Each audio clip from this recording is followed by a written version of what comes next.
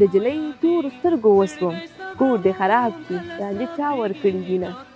افغاني پیغلې رانجه د سترګو د درملو او ښایست دواړو لپاره کاروي. د رانجو استعمال له پخوا دود دی. پخوا به یې ناویانو ته په سترګو رانجه پورې کول او په تندي او ژبه به یې ورته د رانجو خالونه ایښودل.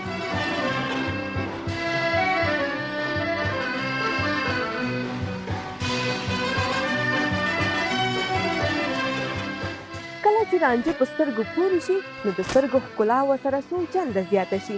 پخوا به په کلیو کې خو اوس په ښارونو کې هم د رانجو کارونه زیاته ده. منم چې دلته هم رانجه خرڅېږي خو په کلي کې لږ ښه خرڅېږي. زما تور رنګونه، تور خالونه، تورې زلفې، تور رانجه، تورې سترګې تکې تورې ډېر خوښېږي. خو جنګ دې ورک شي چې د جنکو په سترګو کې رانجه ووینو.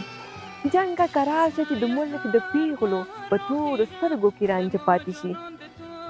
زیاتره خلک د جمعې په شپه رانجه په سترګو پورې کوي او دا یو سنت عمل ګڼي. د رانجو سره سره اکثره جنکۍ کجل هم کاروي. کجل د رانجو په پرتله نازک او نرم دي خو جنکۍ بیا هم کاروي. رانجه نه یوازې د سترګو د سوي سوروالي او ښکلا لپاره کاریږي بلکې میندې د خپلو نویو زیږېدلو ماشومانو ته په ډېره مینه سترګې په رانجو توروي او خالونه ورته وهي.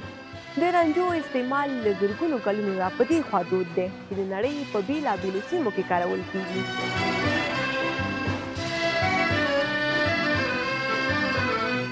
څېړنې ښیي چې مخکینیو خلکو به د رانجو سره مشک هم یوځای کول. دغه رانجه به معتبرو خلکو استعمالول تر څو د سترګو دیدې کمزوری نه شي او همدارنګه د دې لپاره هم استعمالول چې د سترګو لیمۍ ګونډې ونه کړي. ارواپوهان سترګې د زړه او روح لار ګڼي.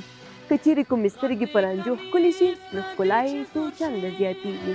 رانجه دې ورځ کې زر پاکېږي جنۍ ته وایه د نکریزو خل دېږدینه. رجوړمه جوړه د یارۍ کړه پکې رانجه د مینې واچوه مینه. د سترګو یو سلی بس دی دویمه بس دی دریم کلی خبره وینه. د جلۍ تور سترګو وسوم کور دې خراب شي رانجه چا ورکړي دینه. رانجه د سترګو د استراحت په موخه هم کاریږي. د دې لپاره هم استعمالول تر څو چې سترګې له دوړو او ګرد څخه وساتي.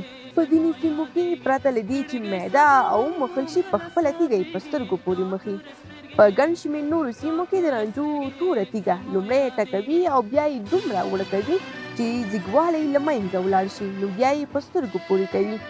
د رانجو استعمال رجوړمې کڅوړې او سلایي ته اړتیا لري. سلایي اکثره نارینه جوړوي او د کڅوړو جوړول د جنکو او ښځو کار دی چې ډېری وخت پکې خپل هنري وړتیا نندارې ته ږدي.